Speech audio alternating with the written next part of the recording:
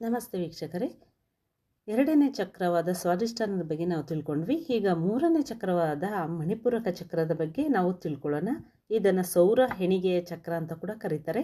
ಇದರ ಸ್ಥಳ ನಾಭಿ ಅಥವಾ ಹೊಕ್ಕಳ ಭಾಗ, ಬಣ್ಣ ಹಳದಿ, ಮೂಲವಸ್ತು ಬೆಂಕಿ, ಮಂತ್ರ ರಂ. ಚಕ್ರದ ಸಂಬಂಧ ಸಮಾನವಾಯು, ಅಧಿಪತಿ ಮಂಗಳ. ಸಂಬಂಧಿಸಿದ ವಿಷಯಗಳು: ಜೀರ್ಣಕ್ರಿಯೆ, ಮೇದೋಜೀರಕ ಗ್ರಂಥಿ, ಮೂತ್ರಪಿಂಡ, ಮೂತ್ರಜನಕಾಂಗಗಳ ಕ್ರಿಯೆ, ಪಚನ ವ್ಯವಸ್ಥೆಗಳು, ಯಕೃತ್, ಸಣ್ಣ ಕರಳು, ದೊಡ್ಡ ಕರಳು, ಹೊಟ್ಟೆ, ಶ್ವಾಸಕೋಶ, ಅಡ್ರಿನಲ್ ಗ್ರಂಥಿ, ವಾತ, ಪಿತ್ತ ಮತ್ತು ಕಫ ಕೇಂದ್ರ.